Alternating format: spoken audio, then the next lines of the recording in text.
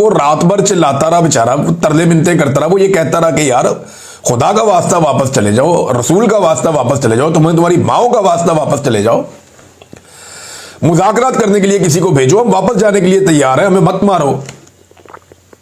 लेकिन रियासत ठान चुकी थी। आपको उनका मकसद पसंद नहीं, कोई बात नहीं, मगर कत्लेआम भी तो गलत है ना, वो नहीं होना चाहिए। पीटीआई ने इस पर रद्दमल दिया, मौलवी नहीं बोले, चंदाखोर मौलवी चुप रहे, मफाद परस्त है। पाकिस्तान तहरीक इंसाफ ने इसके ऊपर अपना मौक़िफ़ दिया और बड़ा तगड़ा मौक़िफ़ दिया, उन्होंने इसके ऊपर मुतालबात भी किए हैं तहरीक इंसाफ ने, और उन्होंने इसे एक ऐसी हरकत करार दिया जो गलत है। शदीद तरीन अल्फाज में उन्होंने मजम्मत की, ताकत का बेजा इस्तेमाल किया गया उसकी भी उन्होंने मजम्मत की, गैर इंसानी अमल उन्होंने करार दिया। गोली चलाने से नफरत पैदा होती है, 26 नवंबर को भी यही अमल इख्तियार किया गया था। फिर उन्होंने कहा मुज़ाकरात का एक मौका था, मुज़ाकरात करने चाहिए थे ताकि कोई हल निकल आता।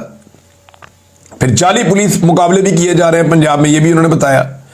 फिर उन्होंने कहा तस्वीरें और वीडियो जो आ रही हैं मुरीद के से इंतहाई तशवीशनाक हैं, ये जुल्म की इंतहा है। हुकूमत और मुतल्लिका इदारों को आमराना ज़हनियत तर्क करनी चाहिए, ताकत के अंदर इस्तेमाल से ना तो मसाइल हल होंगे ना ही इंसाफ कायम होगा। मुतालबात उनके क्या हैं? जख्मियों को फौरी तौर पर तिब्बी इमदाद और शोहदा के अहल खाना को इंसाफ फराहम किया जाए, मुलजिमान की जल्द अज जल्द गैर जानिबदार और शफाफ अदालती तहकीकात करवाई जाए, और जो भी मुलव्वस हो उसे सख्त सजा दी जाए। तमाम गिरफ्तार कारकुनान और खवातीन को बिला मशरूत रिहा किया जाए और लूटी गई अशिया वापस की जाए। आइंदा किसी भी पुरअमन एहतजाज पर बराह रास्त फायरिंग ना करने की वाज़ेह जमानत दी जाए। तमाम सियासी मुकदमात का असर नो जायजा लिया जाए और बेगुनाहों के खिलाफ कार्रवाइयां बंद की जाए। मीडिया पर पाबंदियों और सेंसरशिप का खात्मा किया जाए ताकि हकायक अवाम के सामने पहुंच सकें। अगर रियासत खुद शफाफियत नहीं दिखा सकती तो आज़ाद मुबस्सरीन और इंसानी हुकूक के जो इदारे हैं उनको तहकीकात में शामिल किया जाए।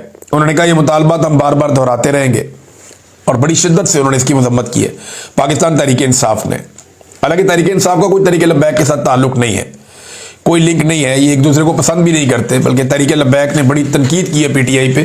जब पीटीआई के साथ बहुत बुरा हो रहा था इन्होंने मजाक भी उड़ाया, लेकिन आज ये बात करने का दिन नहीं, बड़ा जुल्म हो गया उनके ऊपर।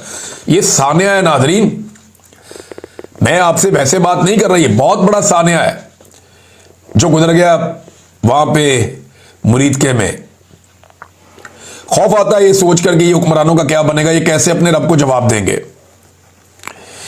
टीएलपी कहती है जी हमारे 100 से ज्यादा शहीद, वो 180 का फिगर भी बोलते हैं कि इतने लोगों की लाशें वहां पड़ी थी और सैकड़ों जख्मी थे।